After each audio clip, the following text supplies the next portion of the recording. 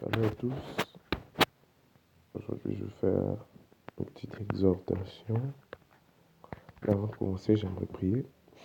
Seigneur, nous nous approchons de toi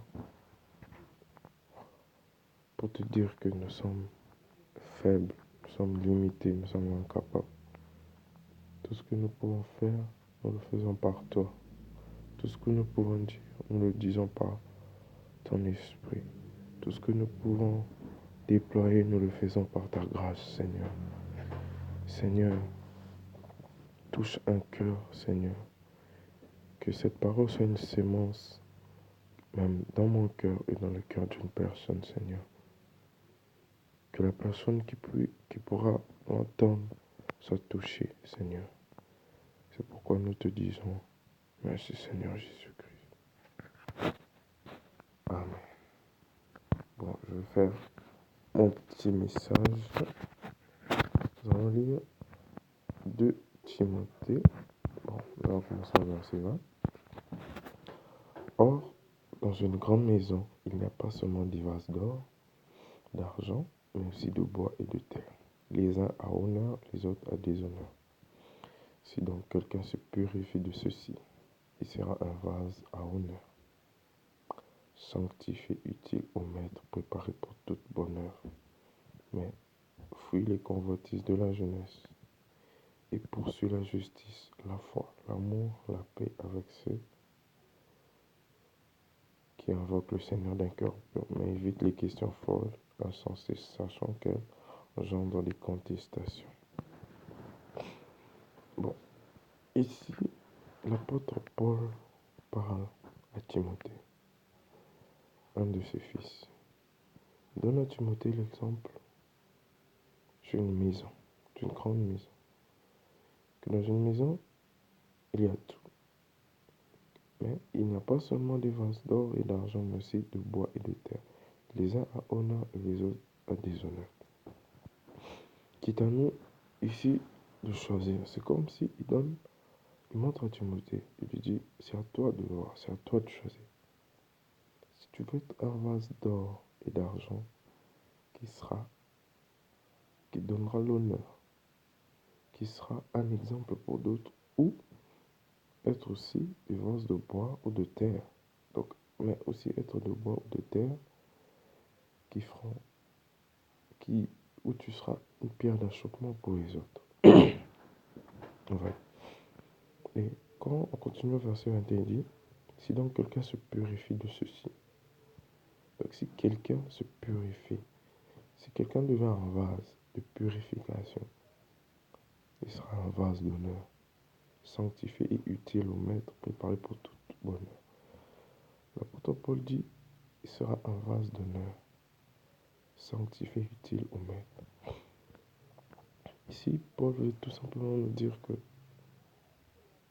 il est possible, même dans cette génération qui est vraiment compliquée, d'être des vases d'honneur pour Christ, d'être utile au maître, que Dieu nous utilise puissamment. C'est juste que nous sommes un peu bloqués par les choses de ce monde, vous voyez. Donc, la sanctification est un moyen primordial. Donc, c'est une aide à la relation que tu as avec Dieu. Et ce n'est pas facile de pouvoir entretenir cette sanctification avec tout ce que nous avons. Voyons maintenant. Ouais. Et il dit préparer pour toute bonne œuvre. Donc, qui veut dire toute bonne œuvre veut dire relation avec la charité. Et la charité dans la Bible, c'est l'amour que tu as pour les autres. Les actes que tu fais pour les autres. C'est pour ça même, Jésus, dans tous ces miracles, la Bible dit, il fut ému de compassion. Donc, il se mettait à la place des autres. Il faisait pour les autres. C'est ça la charité. Et dans le verset 22, il dit, mais fuis les convoitises de la jeunesse. Qu'est-ce que nous ne voyons pas maintenant? Les films pornographiques, le sexe qui devient gratuit, l'alcool, l'argent, ouais. Toutes ces choses Et ce qui est un peu clé dans cette phrase, c'est que l'apôtre ne dit pas résiste, il ne dit pas bats-toi, il ne dit pas combat, il ne dit pas fais la guerre, mais il dit fuis, fuis, parce qu'il est conscient de la puissance de ces convoitises. Nous, aujourd'hui, jeunes, nous disons non, je peux me battre contre, je peux me battre contre la pornographie, je peux me battre contre la masturbation, je peux me battre contre le copinage. Non. Ici, Paul nous interpelle, nous dit fuis. Tu ne peux pas. Ce sont des puissances, des choses un peu qui dépassent un peu l'entendement. Nous voyons ça normal, mais ce sont beaucoup de choses qui nous surpassent. C'est pour ça que Paul dit, le combat que vous avez, ce n'est ni contre le sang, ni contre la chair, mais premièrement contre les dominations de ce monde. Ouais. Donc, fuir les convoitises. Aujourd'hui, qu'est-ce que nous ne voyons pas? Ouais. Ne pas s'entourer des personnes qui vous redressent, mais s'entourer des personnes qui vous motivent et que vous s'élèvent. Avoir des bonnes compagnies, être entouré des bonnes personnes et se sentir aimé et aimé par les autres. Et vous aussi aimer les autres en retour. Ouais. Et il continue, il dit, poursuis la justice. Je lirai poursuis la justice et le mot qui vient après la foi et l'amour, la paix. Quand nous voyons la justice de Dieu, c'est une justice équitable. C'est pas une justice égalité, mais équitable. Tu peux commettre des fautes, des fautes, des fautes. Dieu te pardonne, mais les conséquences que tu as fait, tu devras les affronter. Tu vois. C'est pour ça, dans 1 Jean 1, verset 10, 9 à 10, Jésus dit, l'apôtre Jean dit, car si quelqu'un pêche, demande pardon de Dieu est fidèle et juste. Il est fidèle pour pardonner, juste pour que tu assumes les conséquences. Vous voyez. Et cette justice, quand la justice de Dieu vient maintenant chez nous les humains, c'est pas une justice à raison, non. Elle ne cherche pas la raison, mais elle cherche la paix. Vous voyez. Quand il y a un problème entre toi et quelqu'un, en tant qu'enfant de Dieu, ne cherche pas la raison, mais cherche la paix. Car cette paix pourra emmener la stabilité. Mais si tu cherches la raison, il y aura des désaccords. Parce que chacun aura besoin de trouver une raison avant une raison. Mais toi cherches la paix. La foi, il parle de la foi. La foi, la Bible dit la foi vient de ce que l'on entend. Ce que l'on entend et ce que l'on entend vient de la parole de Dieu. Donc, nous devons être nourris par des bons enseignements, pas par des fondements néfastes, pas par des gens qui nous donnent des versets, qui nous enseignent des choses basées sur l'argent. Non. Oui. Et il continue par de l'amour.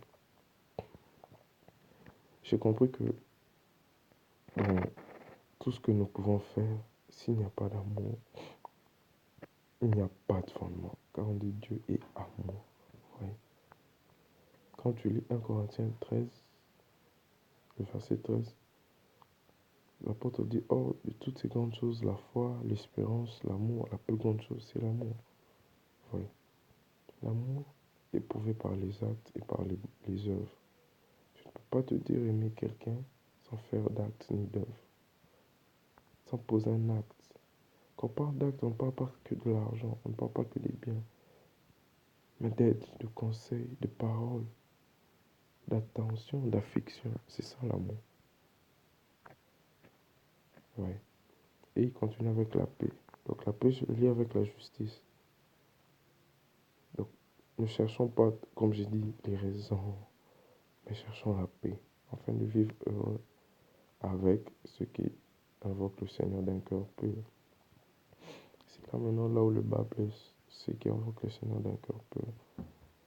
Qu'est-ce que nous ne voyons pas aujourd'hui à l'église? Des frères impudiques, cupides, capables de voler l'argent à l'église, capables de faire du mal, capables de tuer.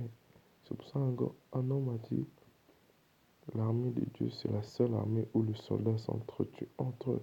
Ouais. Et c'est rare de trouver des gens d'un cœur pur. Parce que maintenant, là, nous sommes arrivés dans une phase un peu compliquée. Je voulais juste nous exhorter par rapport à ça, nous qui sommes jeunes, nous,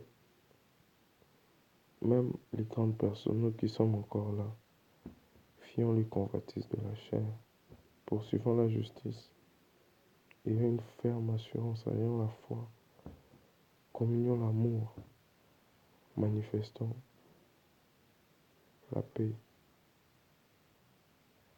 et nous verrons que toutes ces choses nous aideront à avancer, car nous serons appelés à être des vases d'honneur, sanctifiés, utiles au Maître, préparés pour des bonnes œuvres. Que le Seigneur nous bénisse.